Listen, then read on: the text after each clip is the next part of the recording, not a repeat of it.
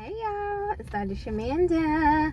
Welcome back to my channel where we talk about all things mental health, personal finance, and overall strategies to live your best life. Alright y'all, so if you're new to my channel, I am a millennial single mom of 2 teenagers and former high school dropout teen mom turned doctor, PhD. And I'm actually taking a moment this morning to film this video because I just have really been reflecting this weekend on transformation, right? And how it's so important to change our behaviors, right? In order to create change and to create the life that we want for ourselves. So as you guys know, I am on a journey towards financial freedom, time freedom, and building generational wealth. And I wanted to say or talk about this topic because I know this is important, and this is probably one of the first steps in order to really start focusing on building financial freedom and generational wealth. Like, you have to get to a place of stability first. So in this video, I'm going to give you guys 5 things that I did in order to stop living paycheck to paycheck.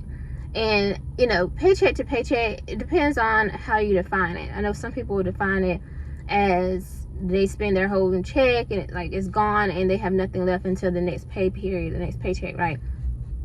And some people are like, well, it depends on what you do with that paycheck, because if you put money in your savings and you invested money on that, you're technically not living paycheck to paycheck. Like, you had money or enough money to save and invest, so you're not actually living paycheck to paycheck. It's more of you're in a deficit, like you're barely have enough in your paycheck to cover your basic expenses.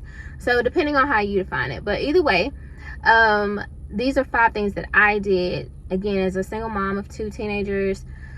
Well, I've been a single mom since I was for over 18 years now, but I started out struggling, and to get to this point where I am now, where I do have investment, savings, things of that sort. So all right, so here's the first thing. Number 1 is focus on more mindset. Like, these are the things that you're gonna have to do almost immediately, like today. It takes a little bit of time to really get the groove, but you're gonna have to. First one's 2 parts. It's stop caring about what other people think. Like, I think that, like, when you're trying to change your finances and you're the only one, or like you're doing something different than like the people around you or your family, whoever, right? It can feel very uncomfortable. So your first thing is you're going to have to say and believe that your vision and your desire for your life is more important than what other people think or how they feel. Like, you're going to have to really master that. The vision that you have for your life has to be so strong that you just genuinely do not care about the opinions of other people and how they feel and things of that sort. And on that same note, you have to master the ability to say no. And that's all about setting boundaries, and knowing that what's important to you, and not feeling bad about saying no to people, not feeling uncomfortable. Well, it may be still uncomfortable, and I can really speak to this one as a recovering codependent, which means the whole people pleasing, not wanting to let people down, not wanting to hurt people's feelings, all that stuff. I still have to manage my emotions, because that's really what it is. It's the emotions, the anxiety, the feeling of disappointing somebody, all that. That's what really makes it hard to say no if you're a codependent person. But if you can manage those emotions after you say no, you're good. That's just the struggle right there. But when you can learn to say no, it's going to set you up to win. Because I think about all the times I've had goals, and I've shared these goals with people, and then they would still say, hey, can I have this? Can you give me this? Can you help me with X, Y, Z? And it's like, but I'm on it. You know what I mean? Like, can you not ask somebody else? Like, so look, my vision, going back to the first one, my vision and my goals, my focus for myself is so much more important than other people's needs, because I'm not your emergency fund, that I literally started mastering saying no. And sometimes, it's still a little hard, but I still say no because I know the goals that I have for myself, right? All right, number 2 is you have to develop and create a debt payoff strategy. Now, we talk about this a lot, but the reason why you want to have a debt payoff strategy is that you want to create margin in your budget, right? Like, you want to you want to go through your budget and figure out, like, okay, what do I need to pay off? What can I pay off as quick as possible? Because if I pay this off, then it's going to give me an extra $500. Like, for example, great example is my car. I haven't had a car payment in a while because I was paying big chunks, so technically I didn't owe it. But let's say, for example, my car payment is $533, right? And once I paid that off, I no longer had to pay that. So technically I'm getting that $533 back in my paycheck every pay period, right? Or every month, because they pay once a month. But I'm getting that back. So then I can do something different with that $533. I can either spend it on more food or gas or traveling or paying off more debts faster, putting my savings account, whatever. But when you develop a debt payoff strategy and you start that plan, you're gonna see that, like, you're not as stressed anymore because you have more money in your budget. Now here's the thing, like, for example, let's say you do pay that off, like, for example, my car, I paid my car off, and I have the $533. Well, I still basically only have to pay the minimums on my other payments, right? My other debts. So that means that, like, let's say you have a rough month and something happens and you just kind of, I don't know, maybe you just need to do something different. You have that $533 to play with, technically, right? Because you want to roll that into your other debts and pay that off, but you have the luxury or the flexibility at that point, though. Sorry. You have that flexibility with the $533 now to do what you need to do. So that kind of gives you more money back in your budget, okay?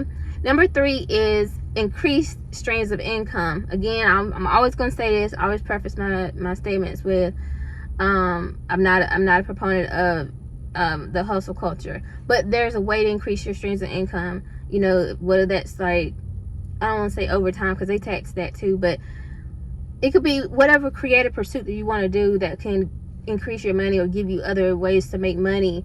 Because again, we want to create margin. So let's say you've paid off all your debts and all that. Now you still want to have some more money in your budget. Then you need to increase your streams of income. So find some ways to make some extra money on the side. There's so many ways to make money. I'm not saying it easy, because I hate when people say stuff like that, because it's like, but I don't want to exhaust myself though either. So it's not always easy, but this should only be for a certain period of time, right? You're trying to stop living paycheck to paycheck.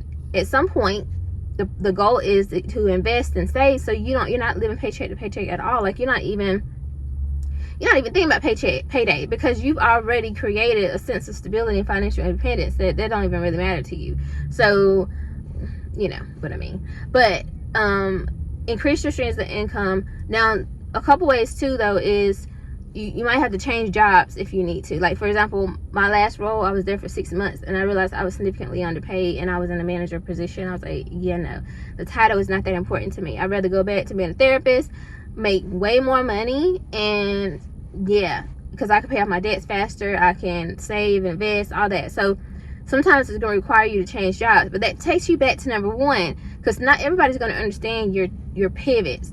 I know it don't look good. They're like, you stayed there for 6 months. Yes, I did, and I don't care what nobody say at all, because baby, you're not about to play with me. I know the time, the value, the energy I put into my credentials, my education, my level of experience. I know what I bring to the table, any company, any organization, and I'm going to be paid accordingly. I'm going to be paid accordingly, right? And so, you know, it's not about what other people think or these titles, all that stuff. That don't matter. If it ain't got no dollar sign that makes sense behind it, don't. Anyway, it's a whole nother video. Let me know if you're interested in me talking about that, because I definitely will.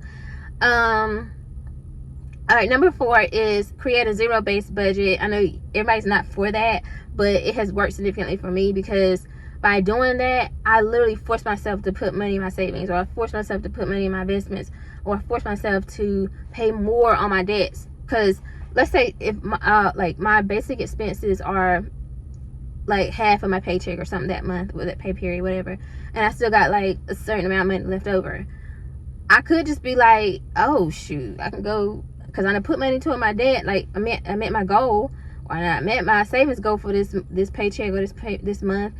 I can go spend this money, but instead I don't. I'd be like, okay, where can I put this money now? This extra money, where can I put this money? You guys kind of saw me do that a little bit last paycheck. I had it about $1,200, $1,100, yeah, about $1,200, a little bit over $1,100, I think, yeah. And instead of me just being like, you know, let me do something else with this money, whatever, go treat myself, whatever, I just like, no, let me roll this into my debt. But that's a decision, that's a choice you get to make, but it's only if you use a zero-based budget. Again, it's not for everybody, but I love the fact that I make every dollar work for me. And here's the thing, I still budget for the fun stuff. If I want to get my hair done, if I want to get my nails done, if I want to go out to eat or do something like that with my kids, I'm budgeting for that. That's still budgeted. So I'm still giving every dollar a name, literally, even if it's like for fun stuff. And last but not least, I've talked about this before too, is creating a freedom/emergency fund. That's how you start living paycheck to paycheck. When you know, and this kind of came in handy for me. I remember I think it was July, the first month that I didn't get a teaching paycheck from, because that's my extra stream that I was using to pay off debt. I pulled from my freedom fund in order to fund my car payment, debt payment, whatever, for that month, so that I didn't miss, and I could stay on track, whatever, to pay it off when I wanted to. But if I didn't do that, then I would have technically had to go into, like, I would have obviously missed my goal, or I would have had to, like, maybe borrow some money or something, or credit card, like, I don't know if I could have put on my credit card, but you know, you guys know what I mean. So that's, if you have a freedom fund or emergency fund, you basically creating a cushion for yourself, right? And that way that, like, if something comes up, you can pull from that, and then when you get paid again, you can just put that money back or whatever. I have to do that sometime when it comes to groceries, and I've been doing it with my credit cards, unfortunately, so working on that. But that's because the cost of living is so high, y'all. Again, I'm not talking from a place of like, oh, I got this figured out, mastered. I'm telling you the pros, the cons, the trial and error, the failures, everything. It's hard out here, it really is. But if you can create that freedom fund, so that's the next thing for me, is after I pay off my car next week, I can officially say next week. Oh my gosh, if you don't know, check out my car loan payoff playlist. But after I pay off my car, my next goal is to refund my freedom fund, because baby, it's not looking good right now. It really ain't. And then pay off, you know, my next debt. So anyway, these are 5 things that have helped me stop living paycheck to paycheck. It feels surreal, to be honest, because I lived my entire life, even when I was a kid, with my own single mom, living paycheck to paycheck. So this is a new reality and space for me, and it feels great, and I just want that for other people. It's not easy though, but if you use these 5 techniques and strategies, it can give you that foundation, and you just keep building from there, y'all. I'm telling you, because that's what I've done, and it's worked for me. All right, guys, that's what I have for you today. If you like this video, like the video, comment, subscribe, share, and I'll see you guys next time.